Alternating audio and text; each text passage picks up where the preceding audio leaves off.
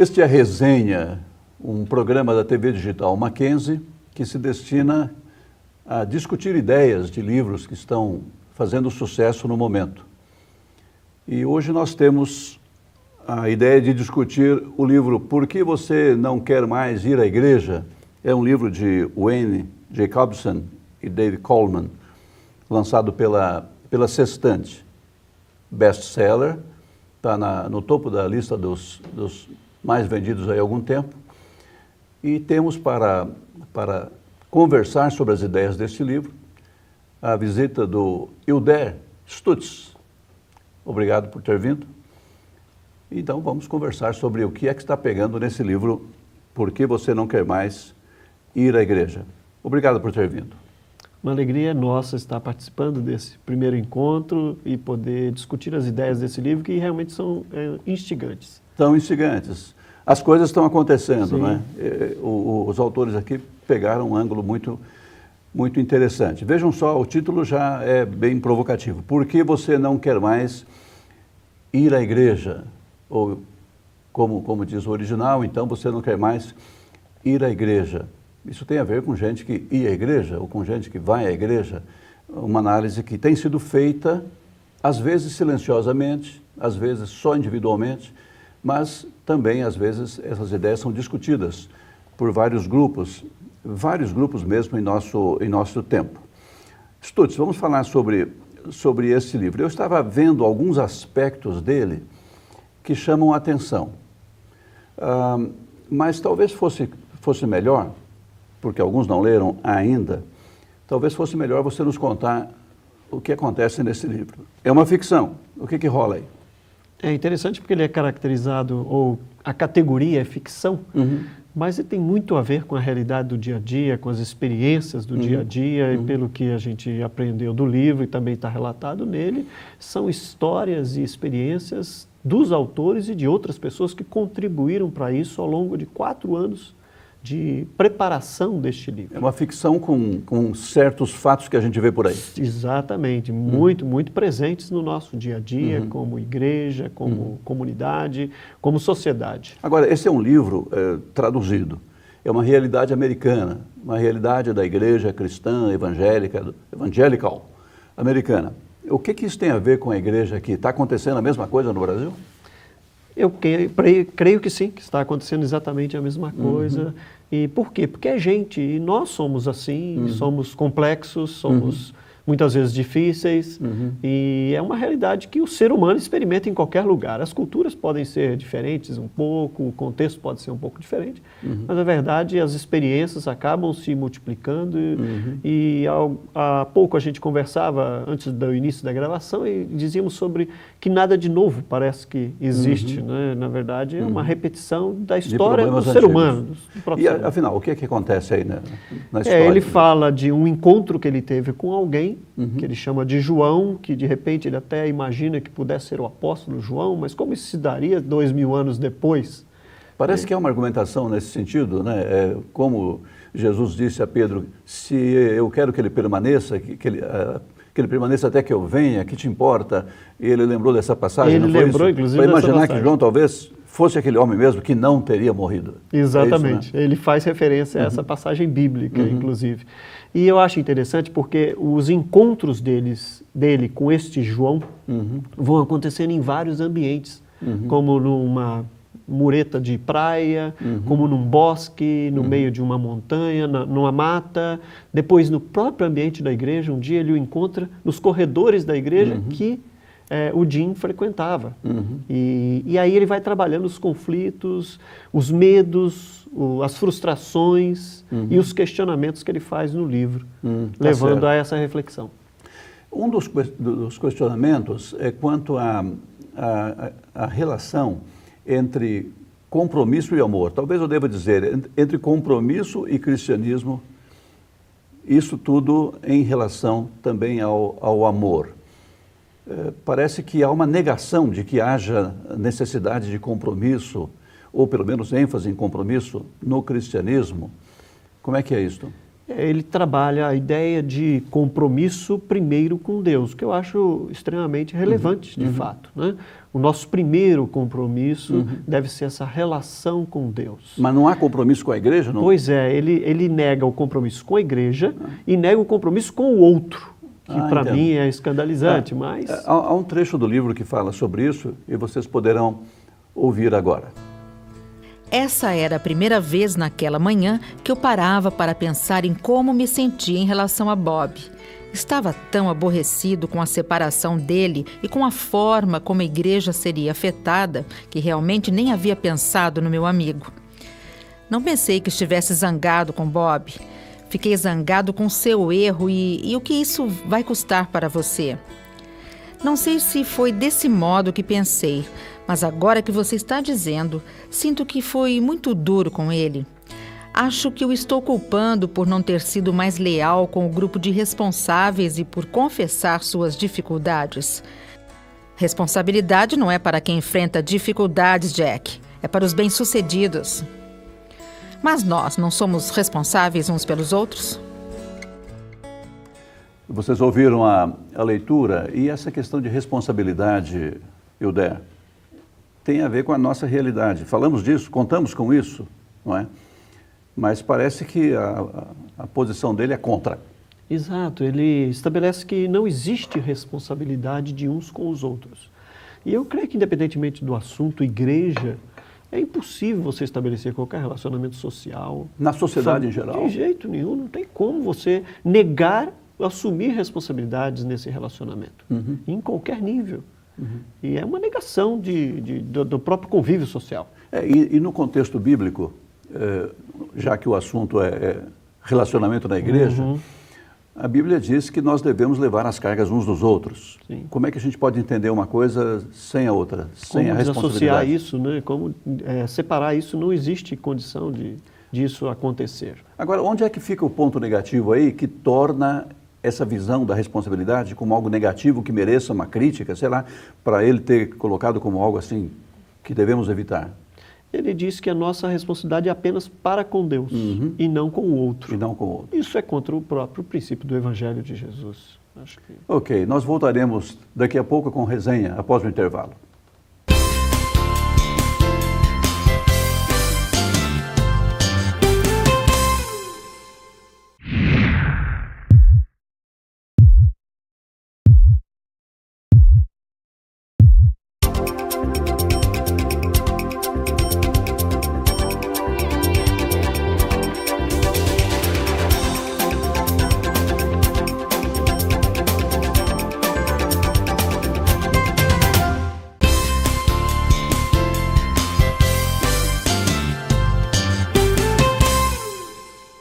Voltamos com resenha, este programa dedicado à discussão das ideias apresentadas por vários livros da atualidade. Continuamos aqui a conversa com Hilder. O Hilder vem de uma experiência bastante longa também, além de pastor presbiteriano, no meio empresarial. Você foi empresário durante 28 anos, é isso? Durante 22 anos. 22 anos, uma experiência realmente longa.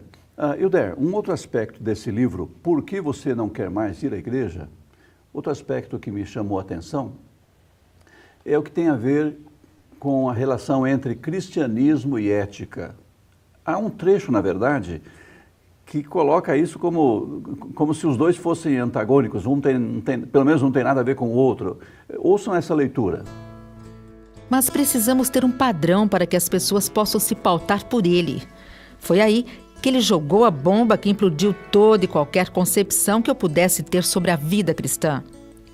Jack, quando é que você vai superar essa concepção equivocada de que cristianismo tem a ver com ética? O quê? Ergui os olhos para João sem conseguir articular qualquer pensamento coerente. Se não tinha nada a ver com ética, com o que teria? A vida inteira acreditei que o cristianismo era uma ética para a vida que me faria conquistar um lugar no coração de Deus. Finalmente, encontrei algo para dizer. Eu nem sei como lhe responder. Passei toda a minha vida cristã achando que tudo era uma questão de ética. E é por isso que você a está perdendo. Fica de tal forma preso a um sistema de recompensa e punição que está perdendo a relação singela que Deus deseja ter com você. Vocês ouviram a leitura e olha, não foi só o Jake que ficou espantado com a ideia do João. Sim. Eu achei estranha, discutível essa ideia, pelo menos, não é? Então não tem nada a ver cristianismo com ética? Não tem nada a ver a sua fé com o seu procedimento? Não tem nada a ver a lei com obediência? Como é que você vê isso? Eu creio que isso tem a ver com o próprio histórico do Jim. Uhum. Ele frustrado no exercício do seu ministério, uhum. do seu chamado, uhum. ele parece-me que fica oscilando entre a questão de sentir culpa por isso ou não, e a culpa é um assunto realmente grave muitas vezes na própria vivência da experiência. Como igreja, as pessoas às vezes trabalham muito mais o sentimento de culpa do que o sentimento da graça, uhum. mas elas têm que coexistir no sentido de que nós temos determinados parâmetros éticos uhum. para cumprir, que são estabelecidos. Exatamente. Agora, eu notei, lendo o livro, nessa insistência nesse assunto de culpa. O pessoal revoltado porque a igreja os faz sentir culpados. Eu saio de lá me sentindo culpado. Aí tem dois lados desse assunto. Bem, as pessoas não têm culpa de nada? Será que o assunto, então, é não mencionar faltas ou mencioná-las sem apontar também para uma saída? O que acho que é o caso na nossa situação? Eu creio que tem tudo a ver com essa realidade de você não quer ser questionado sobre os seus comportamentos. Uhum. Parece que há uma visão dele nesse sentido e que é muito presente realmente na vida da igreja. Uhum. Você não quer ser cobrado ou você não quer nenhuma posição que possa oferecer qualquer tipo de conflito. Uhum. Ou seja, você quer ouvir aquilo que você quer ouvir. Sem você confronto. Quer agir, exato, da forma como você quiser agir. E, na sem verdade, nenhum parâmetro. Eu percebo, e nós sabemos, que esse é um evangelho, porque não é evangelho na verdade, que está sendo pregado por aí, é o evangelho que diz, ou a pregação que diz, que falar de pecado incomoda as pessoas e devemos então pregar uma mensagem que as faça sentir-se bem consigo mesmas. Sim, eu tive uma experiência, como você mencionou, a minha carreira profissional como empresário, de alguém cristão que me propôs um negócio ilícito. E quando eu questionei sobre isso, ele diz, mas nós vivemos um período da graça. Opa! Não há quem possa nos condenar de nada, porque Paulo diz que já nenhuma condenação há. Pronto. Então, você veja aonde nós podemos caminhar quando você não pode ter um comportamento parametrizado segundo a revelação da palavra na Bíblia Sagrada. Agora, vamos aprender com essa crítica, ainda que haja um equívoco, na minha opinião, há um equívoco aí, não é? Não é possível separar cristianismo de ética, não se você olha para a Escritura e vê o que ela ensina, mas é possível também fazer isso de uma forma doentia, distorcida e... Opressora. Sim. Na sua avaliação, isso ocorre? Eu creio que isso ocorre demais, infelizmente, em muitos ramos desta vivência de experiência que chamamos de igreja. Existe, na tentativa, muitas vezes, de sobrepor como autoridade para tentar trazer as pessoas... um autoritarismo. Exatamente. Explorando Então, passamos por essa questão da opressão, efetivamente. Então, da intimidação através da lei, do legalismo, e tirando total a compreensão de graça, de restauração. E aí sim valoriza-se muito a questão da culpa, o que não é saudável também, né? É verdade. O livro fala de muitas pessoas, personagens aí dessa ficção, que revoltados com essas cobranças, dizem não querer mais saber de igreja. É claro que, como você menciona, é possível haver, e há mesmo, tem havido, erro nesse aspecto. Por outro lado, negar a culpa, não querer falar do assunto, é como aquela história da avestruz escondendo a cabeça na areia e não vendo a realidade. E reconhecendo as nossas fragilidades, que nós podemos traduzir como culpa também, quando elas acontecem, é uma forma de crescimento. É um instrumento de transformação. Nós podemos ser melhores. E esse é um desafio. Eu acho que o Evangelho é esse convite a um novo, a algo que pode trazer e agregar valor à nossa existência, à nossa relação com Deus e à nossa relação com o outro. Eu penso que esse é um valor essencial da fé cristã. Não se pode eliminar essa parte. Eu me lembro de pessoas criticando os que numa tarefa, numa preocupação, numa abordagem de aconselhamento, querem ajudar a pessoa e mencionam as falhas que podem ter sido cometidas, os pecados que podem ter sido cometidos, né? E há crítica por parte desses que não querem relacionar de modo nenhum a vida desse aconselhando a pecado algum. E esses que relacionam essas falhas à situação enfrentada pelo que sofre e que está sendo aconselhado, são chamados de amigos de Jó. Amigos de Jó porque os amigos de Jó disseram que o problema dele era um pecado que ele não tinha confessado. Né? Exato. Eu vejo que a gente tem dois lados aqui. Há pecados. Sim, Jesus não omitiu isso. Por exemplo, quando acolheu com muito amor a própria mulher que havia cometido adultério. Acolheu ele diz, vai e não omitiu. peques mais. Isso. Mas ele evidenciou o pecado dela. Não é preciso negar um dos dois. Exatamente. Não se deve negar. Porque reconhecê-lo, como eu dizia, é realmente transformador. E deve construir uma relação de um caráter, de uma postura ética mais saudável. Isso vai facilitar os relacionamentos, como eu disse, consigo mesmo, com Deus e com o próprio outro. Agora, eu vejo um problema aí. Quem não se arrepende, para começar, quem não admite a ideia de pecado, não existe pecado ao sul do Equador. E aqui, pecado, isso não existe, né? Vai ficar realmente incomodado com uma mensagem que aponte pecado. E isso vai ter na igreja mais ou menos sempre. Sim, mas e não é relevante porque o personagem chama-se João. Mas lá na epístola de João ele diz, aquele que diz que não comete pecado, a si mesmo se engana e faz Deus mentiroso. Não é relevante que o personagem chama-se João? E eu acho que ele se esqueceu desse trecho. Esqueceu. Acho que ele não leu esse pedaço. Eu creio que sim. Você sabe a impressão que passa? Olha, estão fazendo um gesto para mim, a impressão que passa é que eu devo parar de falar agora, porque vem aí o próximo bloco. Não perca.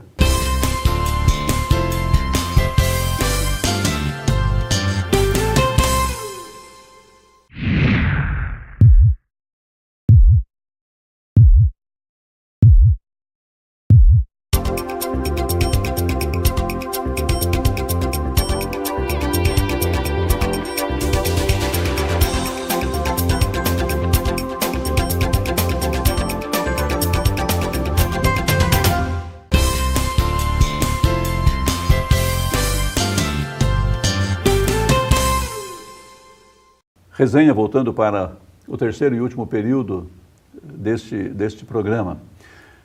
Falamos sobre a recusa em aceitar a acusação de pecado, o problema de não lidar bem com culpa, sentir-se oprimido.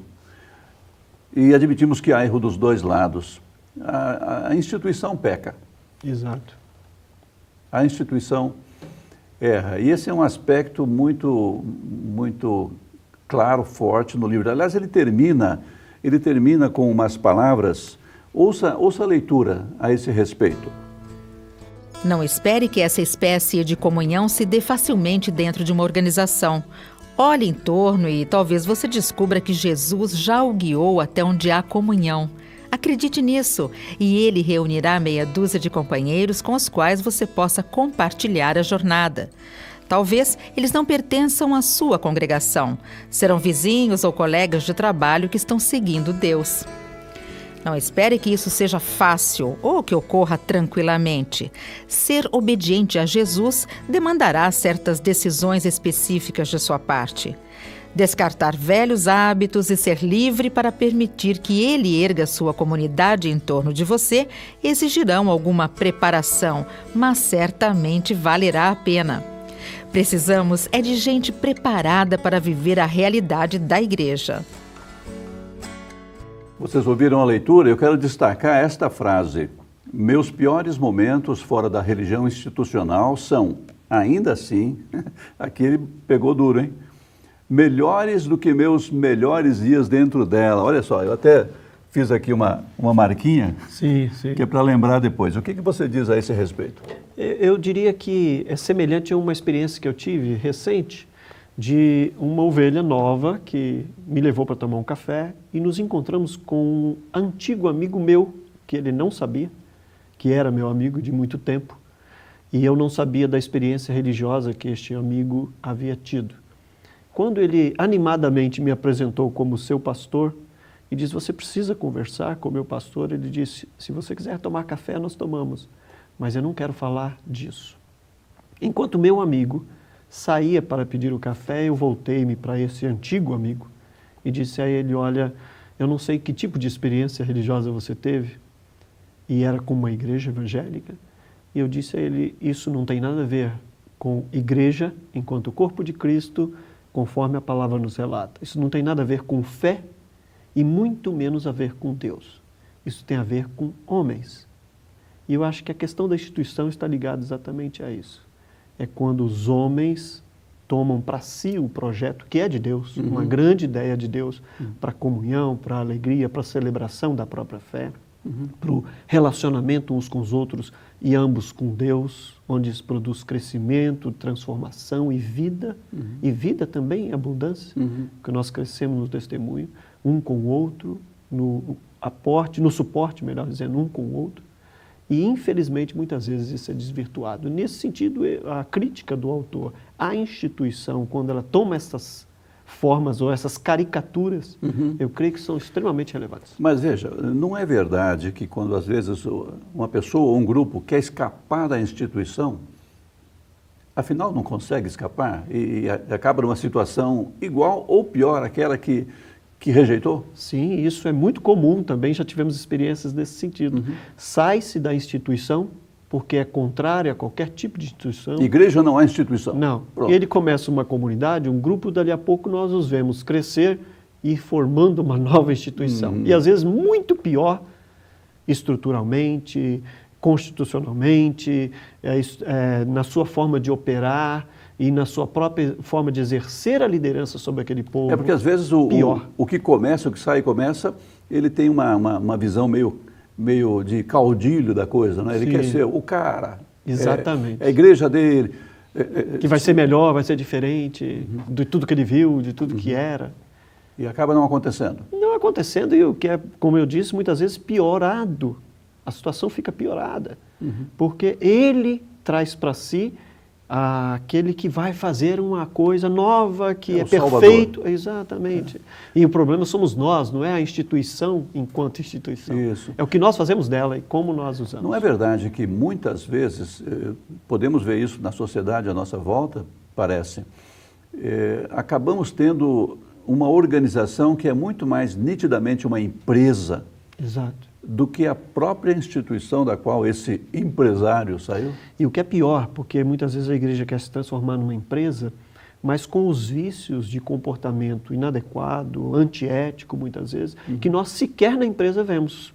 Nós não toleraríamos numa empresa. Numa empresa secular Mas quando a igreja quer se transformar em empresa, a gente passa a ser condescendente com algumas posturas éticas, que na empresa não teria lugar de forma alguma. Agora, como é que nós podemos lidar com isso? Nós queremos continuar como igreja. Nós vemos no Novo Testamento, igreja organizada, pessoas se reunindo num concílio para tomar uma decisão que orientaria outras comunidades também, não é? Então há um corpo organizado ali realmente, né?